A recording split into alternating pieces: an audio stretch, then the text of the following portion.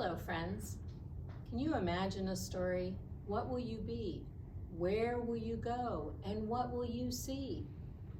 I'm Miss Deanna, and I'm here at the Bell Road branch of the Newburgh-Chandler Public Library, and I'd like you to come imagine a story with me.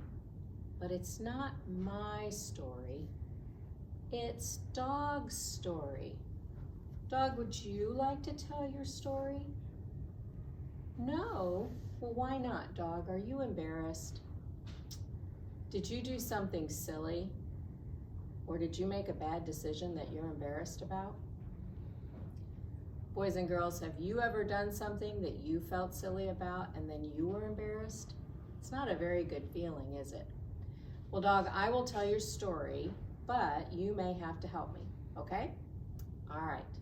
Like all good stories, it begins with, once upon a time, there was a dog, and he was a happy dog. One day as he was walking along, he found a bone, a big juicy bone, the biggest one he had ever seen. So he took it. He was even happier now, and he knew that if he went across the bridge, past the big tree, there was the perfect spot for him to sit and enjoy chewing on that bone all day long, and nobody would disturb him. So off he went, but as he crossed the bridge, he looked down into the water, and he saw another dog, and that dog had an even bigger bone. And Dog thought, I would be even happier if I had two bones. And so he looked at that dog and he growled. Boys and girls, can you give me your best growl? Arrgh! Well, the dog in the water just growled right back. So the dog thought, I'm gonna growl louder and I'm gonna make all the hair on my back stand up like dogs do when they wanna look bigger. Arrgh! And the dog in the water did the same thing. Well, this just made Dog all the more determined to get that bone. So he barked. Oh no, Dog. As soon as he opened his mouth, the bone fell into the water and floated away. And the dog realized he had been barking and arguing with his own reflection in the water. There was no other dog, and now he didn't have anything. Poor dog. No bone. So sad.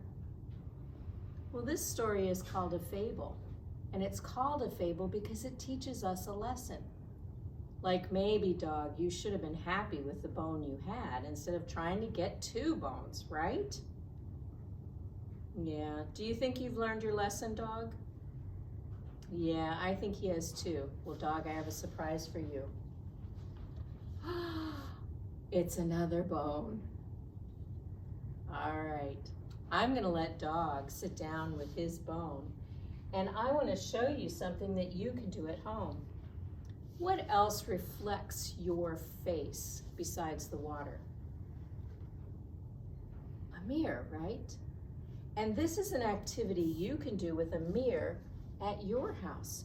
So first you're going to prop up the mirror, and then you're going to get a box. Wait a minute, you're not going to be able to see this from way over there. I think you're going to need to come closer. We're back in the activity room, and I think you can see me now, and what I'd like to show you some things about mirrors.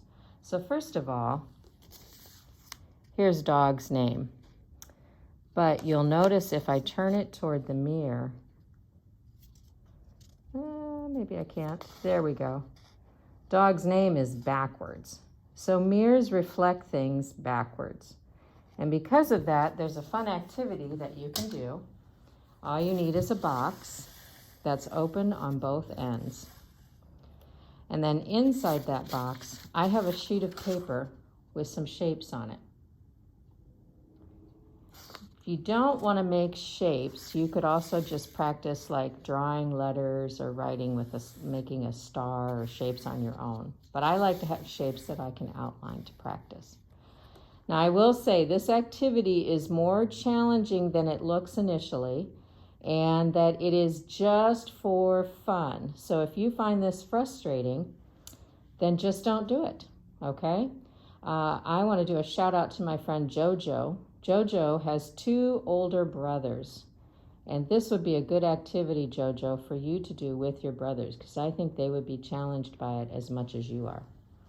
So using the mirror, and only the mirror, you want to go in and you want to try and trace the shape. So I have a circle here, and I'm going to try and stay inside the circle. Now the problem is, boys and girls, because it's reflecting me backwards, sometimes it feels like my pencil's, oops, see, I went out. Sometimes it feels like my pencil's going one way when it's really going the other way. So it takes some concentration. I have found that the circle is the hardest. I don't even try and do a star. And the X is kind of hard too. And I'm just trying to stay inside those lines, and I went out again. So here are some of the ones that I've done already. That's the rectangle. That's the X. That one's really hard for me. Here's my circle. That's just crazy, isn't it? And look at this poor triangle.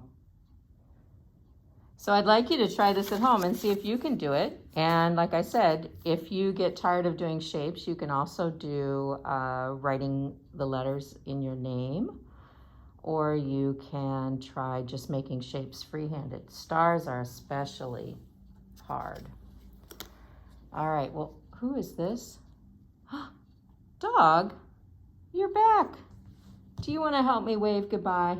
All right, do you remember our song, boys and girls? We wave goodbye like this. We wave goodbye like this. We clap our hands and stomp our feet. We wave goodbye like this. Bye for now.